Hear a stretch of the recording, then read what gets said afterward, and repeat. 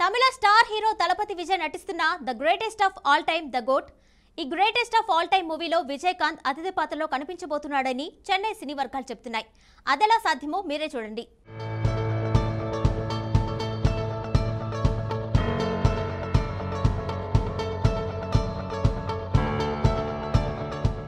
విజయకాంత్ కు వినూత్న పద్ధతిలో నివాళులర్పించబోతున్నాడు దళపతి విజయ్. తన నెక్స్ట్ మూవీ అయిన the greatest of all time లో కెప్టెన్ ఆర్టిఫిషియల్ ఇంటెలిజెన్స్ సాయంతో నటింపజేసి వినూత్నంగా నివాళులర్పించబోతున్నాడు.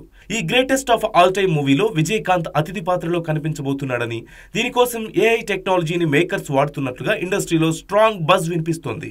నాగ చైతన్యతో కస్టడీ మూవీ చేసిన వెంకట్ ప్రభు ఈ మూవీని డైరెక్ట్ చేస్తున్న విషయం మనకు తెలిసిందే. విజయకాంత్ ను ఇలా అతిథి పాత్రలో చూపించాలని అనుకుంటున్నట్లుగా అతని కుటుంబ సభ్యులతో చెప్పగా వాళ్ళు కూడా అందుకు అనుమతించినట్లుగా సమాచారం. దళపతి విజయ్ ఈ మూవీలో డ్యూయల్ రోల్లో కనిపించబోతున్నాడు.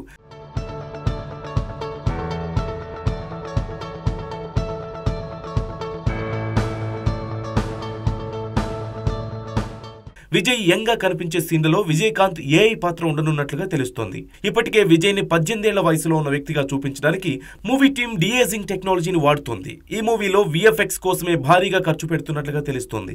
ఈ సినిమా త్వరలోనే ప్రేక్షకుల ముందుకు రాబోతోంది. విజయకాంత్ కు తమిళనాడు వ్యాప్తంగా ఎంతో మంది అభిమానులు ఉన్నారు. కెప్టెన్ అని ముద్దుగా పిలుచుకునే ఫ్యాన్స్ ను ఇప్పుడు అతని ఏఐ రూపం అలరించబోతోంది. విజయకాంత్ కన్ను మూసిన సమయంలోనూ అతని అంత్యక్రియలకు విజయ్ వెళ్లాడు. తన అభిమాన నటుణ్ణి అలా చూసి కంటతడి పెట్టాడు.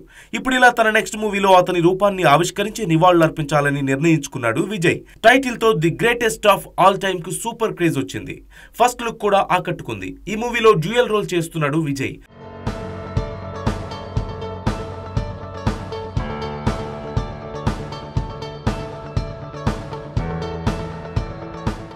ప్రస్తుతం ఈ సినిమా షూటింగ్ 2వ షెడ్యూల్ సాగుతోంది.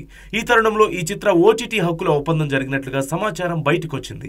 ఈ సినిమా ఓటీటీ స్ట్రీమింగ్ హక్కులను ప్రముఖ ప్లాట్ఫామ్ నెట్ఫ్లిక్స్ సొంతం చేసుకున్నట్లుగా సమాచారం. విజయ్ 18 ఏళ్ల వయసులో కనిపించే పాత్ర 1990 నాటిదిగా మూవీలో చూపించనున్నారు.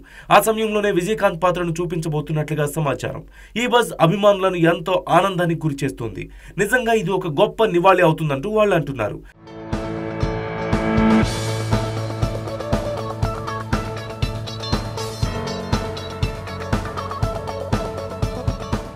కోలీవుడ్ లో ఏఐ టెక్నాలజీ వాడకం ఈ మధ్య కాలంలోనే ఇది రెండోసారి.